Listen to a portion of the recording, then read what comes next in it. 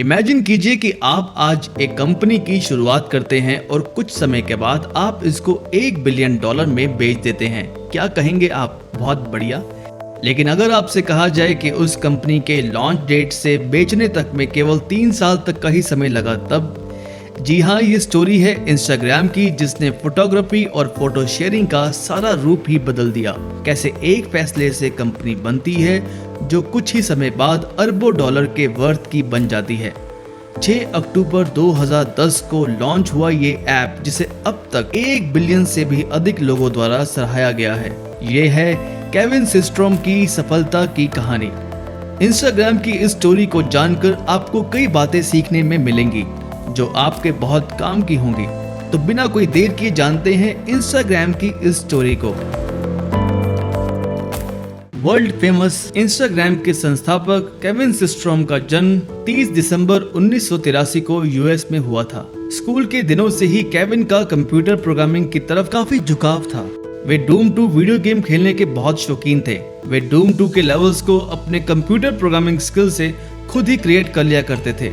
यहीं से केविन में कंप्यूटर प्रोग्रामिंग के प्रति लगाव पैदा हो गया। केविन डूम 2 वीडियो गेम को इसके लिए क्रेडिट भी देते हैं। केविन बाद में स्टैनफोर्ड यूनिवर्सिटी ज्वाइन करते हैं, जहां उनकी मुलाकात माइक क्रीगर से होती है। दोनों एक दूसरे से कुछ हद तक परिचित थे, पर यह नहीं मालूम था कि यही दोनों भविष्य में इंस्टाग्राम की नींव रखेंगे। बाद में केविन की मुलाकात स्टैनफोर्ड यूनिवर्सिटी में एक यंग एंटरप्रेन्योर से होती है। वो केविन को अप्रोच करते हैं और कहते हैं कि मेरे पास एक बिजनेस है, क्या तुम उसको ज्वाइन करना चाहोगे? वो एंटरप्रेन्योर कोई और नहीं, मार्क ज़करबर्ग थे, और वो बिजनेस फेसबुक था। पर केविन उस ऑफर को रिजेक्ट कर देते हैं। केविन को स्टैनफोर्ड यूनिवर्सिटी के प्रतिष्ठित मेफील्ड फेलोज प्रोग्राम में ज्वाइन करने का मौका मिलता है। वे उन 12 स्टूडेंट्स में से एक थे जिन्हें इस प्रोग्राम के लिए चुना गया था। यहाँ उन्हें growing technology, entrepreneurship, marketing strategy आदि जैसे अनेक विषयों पर अध्ययन और कार्य करने का मौका मिलता है। यहाँ उन्हें पहली बार स्टार्टअप की दुनिया का अनुभव होता है। बाद में केविन को एज एन इंटर्न एक कंपनी ऑडियो में काम करने का मौका मिलता है, जो आगे जाकर ट्विटर के रूप में जानी जाती है। ग्रेजुएशन कंप्लीट करने के बाद केविन गूगल ज्वाइन करते हैं, जहां उन्हें गूगल्स के कई प्रोडक्ट्स पर काम करने का मौका मिलता है। पर कहीं ना कहीं केविन की सोशल स्पेस में काम करने की बड़ी चाहत थी, सो वो रिस्क लेते हैं और वे गूगल से रिजाइन करके एक nextstop.com नामक टेक स्टार्टअप ज्वाइन कर लेते हैं। पर केविन को समझ में आ चुका था कि एंटरप्रेन्योरशिप ही उनका लक्ष्य है। इसी बीच केविन की मुलाकात अपने कॉलेज के दोस्त माइक क्रीगर से होती है और उनके बीच एक ऐप के आइडिया को लेकर बात होती है। माइक को केविन का आइडिया काफी इंटरेस्टेड लगता है और वे केविन के स्टार्टअप में को फाउंडर के रूप में शामिल होते हैं। केविन ने अपने आइडिया पर काम करना शुरू किया, जिसका नाम था बर्बन। बर्बन एक चेक इन फोटो ऐप थी, जहां लोग अपनी पार्टीज, रेस्टोरेंट्स, बार में जाकर के अपनी लोकेशन और अपनी फोटोज को शेयर कर सकते थे। प्रोटोटाइप तैयार होने के बाद केविन इन्वेस्टर्स की खोज में थे और इसी तलाश में उनका एक बार पार्टी में जाना होता है, जहां काफी इन्वेस्टर्स इकट्ठे थे। वहीं केविन की मुलाकात स्टीव एंडरसन से होती है, जो उनके प्रोटोटाइप को देखकर उनके स्टार्टअप में इन्वेस्ट करने के लिए तैयार हो जाते हैं। केविन को उनकी किस्मत का साथ मिलता है और अपने स्टार्टअप के लिए Kevin Baseline Ventures and Andreessen Horowitz से $500,000 की सीड फंडिंग जुटा लेते हैं।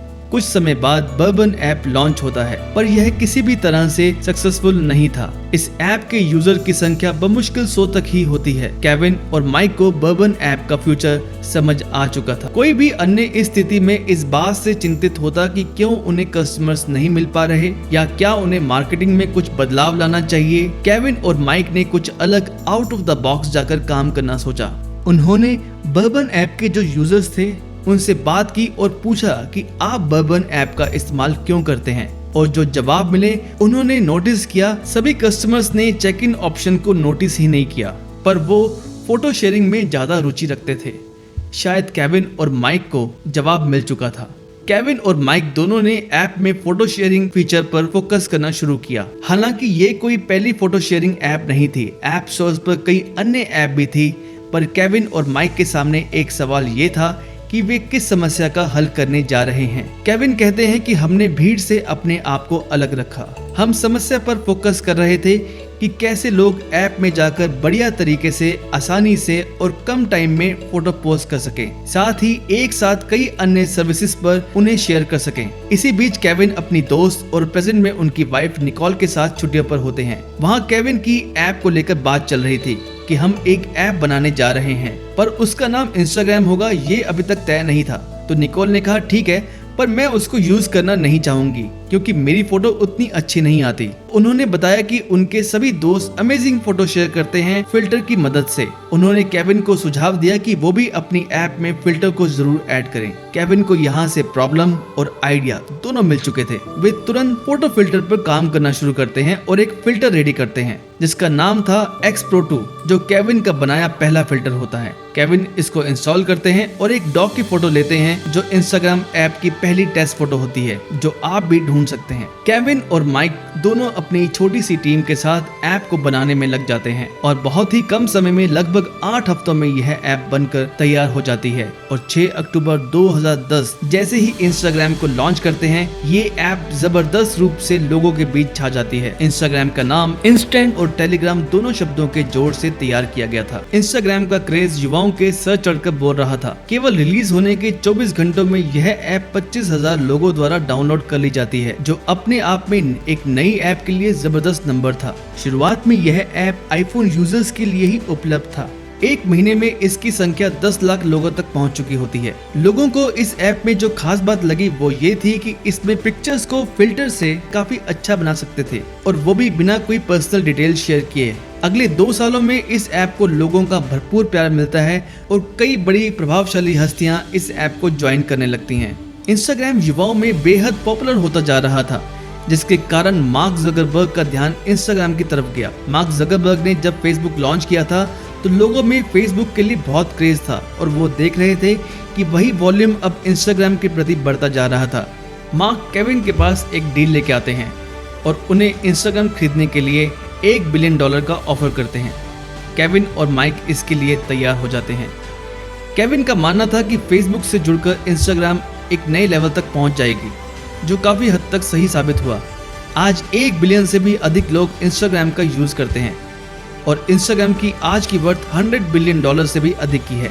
केविन और माइक के लिए बर्बन ऐप पर उनका फैसला बहुत निर्णायक माना जा सकता है कि जब उन्होंने बर्बन ऐप की प्रॉब्लम से सीख लेकर एक नए आइडिया पर काम करना शुरू किया, जो आगे जाकर इंस्टाग्राम बना, जो आज न्यूज़, म्यूजिशियंस, आर्टिस्ट, सेलिब्रिटीज सब अपनी बात फोटोज, वीडियोस के द्वारा अपने फैन से कनेक्ट करने के लिए इस्तेमाल करते हैं। दोस्तों, आपको यह वीडियो पसंद आया हो तो चैनल को लाइक, शेयर, सब्सक्राइब करना ना भूलें। Thanks for watching Spark take.